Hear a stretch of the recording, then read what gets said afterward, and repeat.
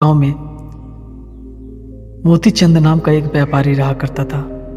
उसकी गिनती शहर के अमीर व्यापारियों में होती थी, लेकिन अब वह केवल नाम का सेठ रह गया था। उसका बिजनेस बंद होने की कगार पर आ गया था। बिजनेस में हुए घाटे की वजह से उन लोगों पर बहुत ज़्यादा कर्ज बढ़ गया था।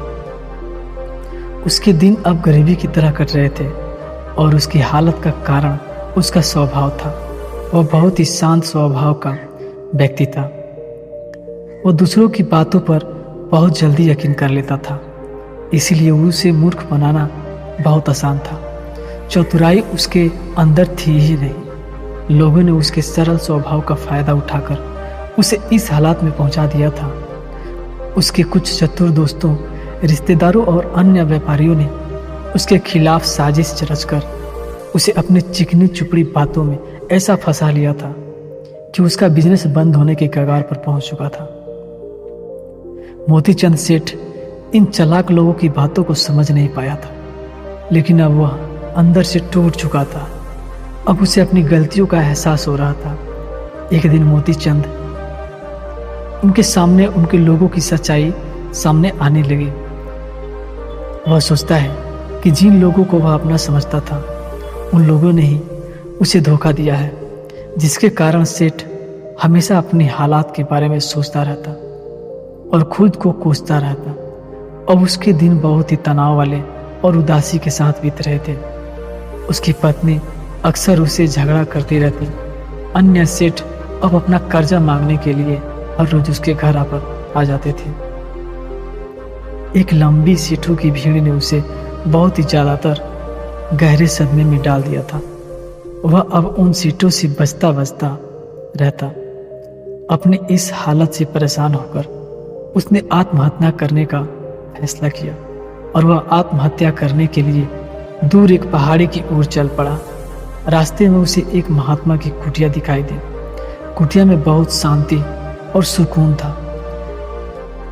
सेठ ने देखा कि उस महात्मा के सामने कुछ लोग बैठे हुए थे और वे उनकी सामने अपनी सारी समस्याओं का समाधान पूछ रहे थे। यह देखकर सेठ को बहुत ही ज्यादा जिज्ञासा हुई। कुटिया से बाहर आ रहे एक व्यक्ति को उसने रोका और महत्व के बारे में उसने पूछा। उस व्यक्ति ने सेठ की ओर देखा और कहा कि वह महात्मा आसपास के सभी कस्बों और शहरों में बहुत ही ज्यादा प्रसिद्ध है।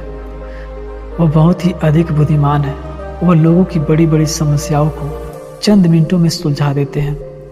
वह लोगों को मन की बात जानने और उनके झूठ पकड़ने को माहिर है, क्योंकि उन्होंने मानव स्वभाव के बारे में गहराई से अध्ययन किया है और इसे समझने में उन्होंने महारत हासिल की है।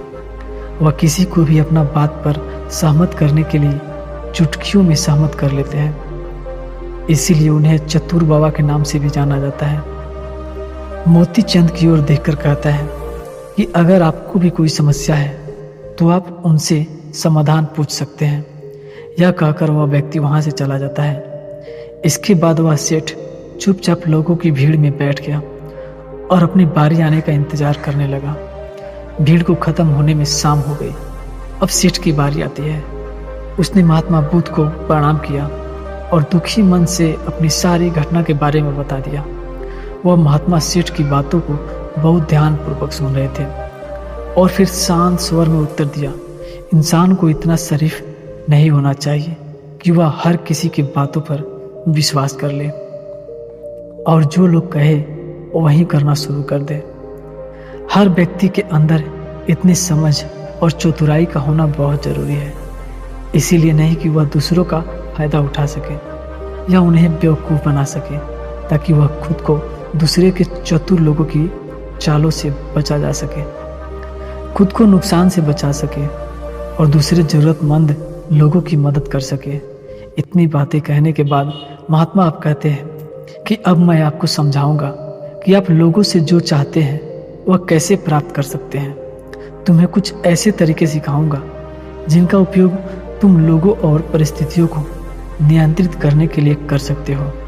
इसके अलावा तुम्हें यह भी पता चल जाएगा कि धोखेबाज लोगों को कैसे पहचाने और उनसे खुद को कैसे बचाएं। साधारण व्यक्ति कैसे समझदार व्यक्ति बन सकता है। ध्यान रहे, जो मैं यहाँ तुम्हें सिखाने वाला हूँ इसका इस्तेमाल किसी गलत काम के लिए नहीं करना, लेकिन अपने दूसरों की सुरक्षा के लिए बस मेरी बातों को ध्यान से सुनो। हम जिस दुनिया में रहते हैं वहाँ आपको कुछ लोग चतुर मिलेंगे जो अपनी आजीविका चलाने के लिए भोले भाले लोगों का इस्तेमाल करते हैं। अब आप इन लोगों को कैसे पहचानते हैं जो अधिक बातें समझते हैं? आपको उन लोगों पर ध्यान देना चाहिए क्योंकि ये वो लोग हैं विश्वास की कमी को पूरा करने के लिए बहुत सारे शब्दों का उपयोग करते हैं। आपको उन पर ध्यान देने की कोई आवश्यकता नहीं है क्योंकि ये अपने झूठ की वजह से आपको बेवकूफ़ बनाने की कोशिश करते हैं।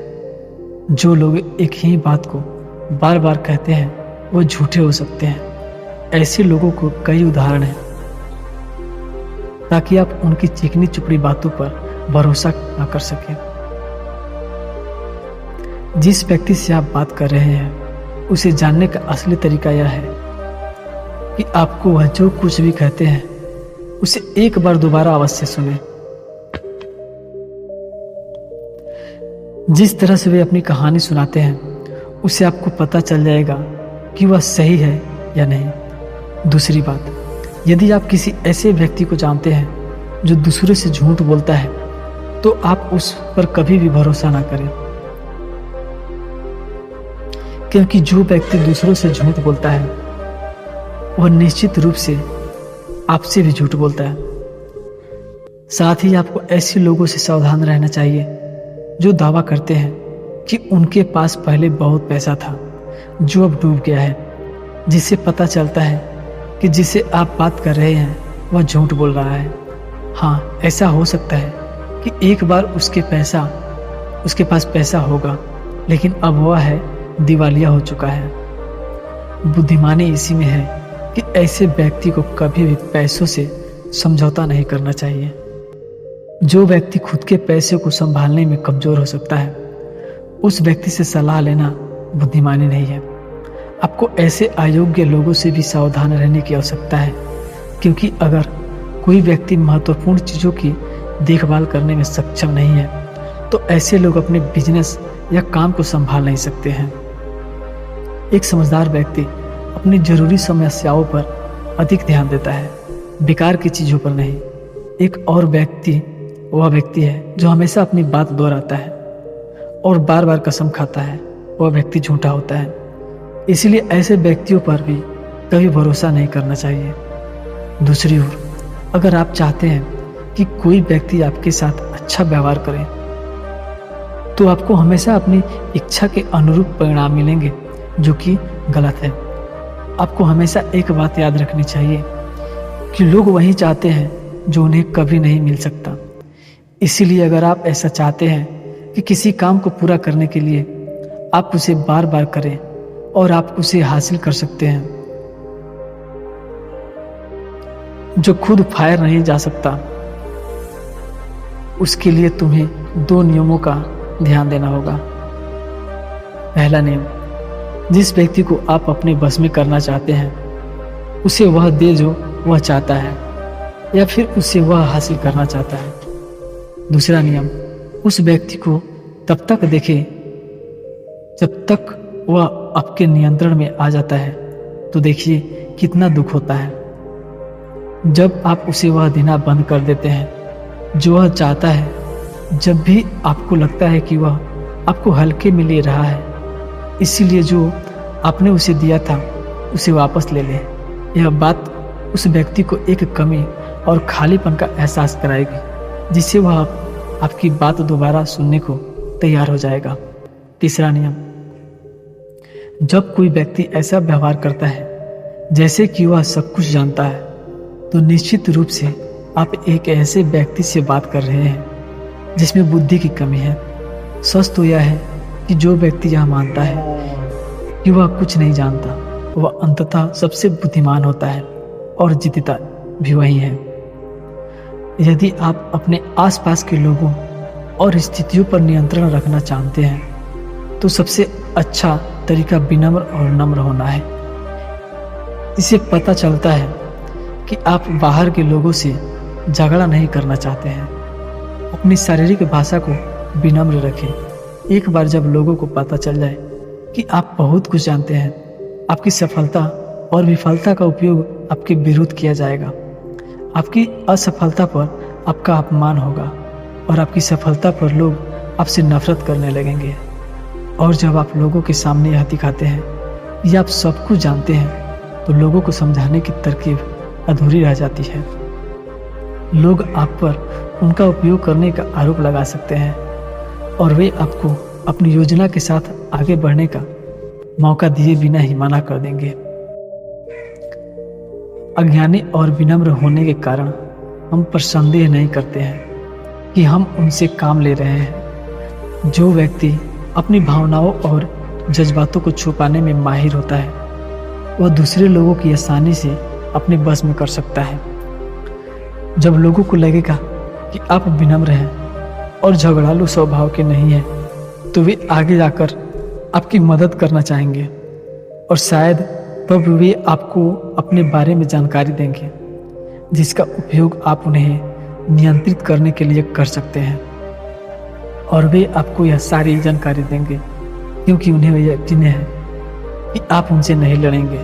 जो व्यक्ति यह मानता है कि आपके अंदर सुधार की गुंजाइश है, तो उसके सफल होने की संभावना कई गुना बढ़ जाती है। व्यक्ति के अंदर विनम्रता इसीलिए भी जाती है क्योंकि वह सोचता है कि उसे बहुत कुछ सीखना है। लेकिन जो व्यक्ति यह सोचता है कि वह बहुत कुछ जानता है, वह आसानी से मूर्ख बन जाता है। साथ ही एक गृहस्थ होने के नाते आपको इस बात पर भी ध्यान देना चाहिए कि आपका पैसा कहाँ जा रहा है, और उस मेहनत की कमाई को तब तक खर्च न करें जब तक आपको उस पैसे के बदले में वह मिल न जाए जो आप चाहते हैं। इसका मतलब यह है कि अगर आप सम्मान लिए बिना पैसा देते हैं, तो धोखा मिलने की संभावना बढ़ जाती है। ऐसा भी हो सकता है कि अगर किसी ने आपका पैसा पहले ही ले लिया है, तो वह अपना वादा नहीं निभाएगा। इसीलिए सुरक्षित रहने के लिए उस व्यक्ति को पैसे देने से पहले सावधानी बरतें। जो चीज़ आप उससे पाना चाहते हैं, उसे प्राप्त करें। चौथा नियम यह है कि लोगों को समझाने का सबसे अच्छा तरीका यह है, आप किसका मन बदल सकते हैं और किसका 100% सत्य है कि आप किसी के मन को अपने अनुसार तब तक नहीं चला सकते जब तक वह आपको पसंद न करता हो। इसीलिए जो लोग आपको पसंद करते हैं और आपका सम्मान भी करते हैं, उन्हें अपने तरीके से चलाने की कोशिश करें। लेकिन सही चीज़ों के लिए इस बात का ध्यान रखें। यदि आप किसी ऐसे व्यक्ति के मन में हेर फेर करने का प्रयास करते हैं जो आपको पसंद नहीं करता, तो ऐसे में आपका सारा समय और धैर्य बर्बाद हो जाएगा। इसके अलावा जब भी आप ऐसे व्यक्ति को बदलने की कोशिश करेंगे, तो वह आपसे बहस करेगा, चाहे आप कुछ भी करें। आप कभी भी ऐसे व्यक्ति के मन को नहीं बदल पाएंगे। आपको अपनी बहस शुरू करने से पहले प्रयास करना बंद कर देना चाहिए और याद रखना चाहिए कि केवल आप ही उन लोगों को बदल सकते हैं जो आपको पसंद करते हैं और आपका सम्मान करते हैं। इसीलिए यदि आप किसी को बदलना चाहते हैं, सबसे पहले इसके साथ अच्छे संबंध स्थापित करें और इससे दोस्ती करें।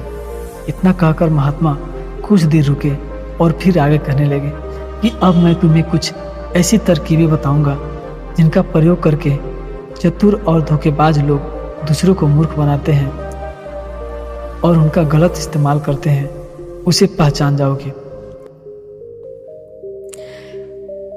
पहला तरीका, जब किसी चतुर व्यक्ति को अपना काम निकालना होता है, तो वह अपने इरादे पूरी तरह छिपा कर रखता है, अर्थात वह झूठ बोलता है, सबसे महत्वपूर्ण बात छिपाता है और केवल उतना सिर्फ इतना ही कहता है जितना वह चाहता है।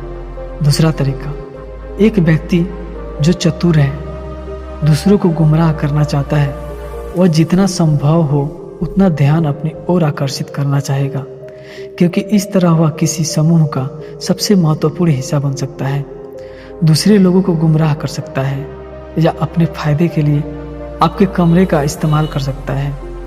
तीसरा तरीका, जो व्यक्ति लोगों को गुमराह करता है वह अच्छी तरह से जानता है कि लोगों की भावनाओं के साथ कैसे खेलना है।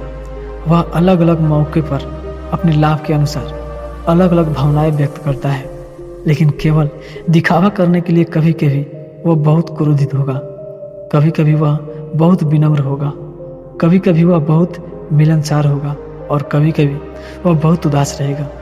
जिस व्यक्ति से उसका काम निकलेगा वह उसके साथ वैसा ही व्यवहार करना शुरू कर देगा।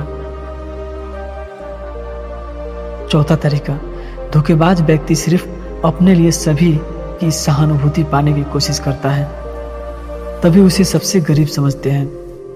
उसे इस बात से कोई फर्क नहीं पड़ता कि आप अपनी समस्या पर कितनी बड़ी है। आपको हमेशा यह महसूस कराएगा कि उसकी समस्या आपसे बड़ी है और वह आपसे ज़्यादा परेशानी में है, इसीलिए आपको उस पर दया करनी चाहिए और उसकी मदद करनी चाहिए। पांचवा तरीका, एक चतुर व्यक्ति जो आपको नियंत्रित करना चाहता है उसकी अपनी इच्छा के अनुसार आपको यह सोचने पर मजबूर कर देगा कि वह आपके जीवन का सबसे महत्वपूर्ण व्यक्ति है। आप इसके बिना काम नहीं कर सकते, लेकिन वास्तव में ऐसा नहीं होता है। वह आपको सिर्फ यह आश्वासन देता है कि आप उसके बिना जीवन की कल्पना नहीं कर सकते हैं। इस तरह जितना अधिक आप उन पर निर्भर हो जाते हैं उतना ही अधिक उनका आप पर नियंत्रण बढ़ता जाता है। छठा तरीका, एक चतुर व्यक्ति हमेशा यह कोशिश करता है कि किसी भी बड़े काम का श्रेय हमेशा उसे ही मिले। तारीफ तो उसकी ही होनी चाहिए, चाहे कोई कुछ भी करे, लेकिन तालियां सिर्फ उसके लिए है। इसीलिए वे ज़्यादा से ज़्यादा लोगों का ध्यान अपनी ओर आकर्षित करना चाहते हैं।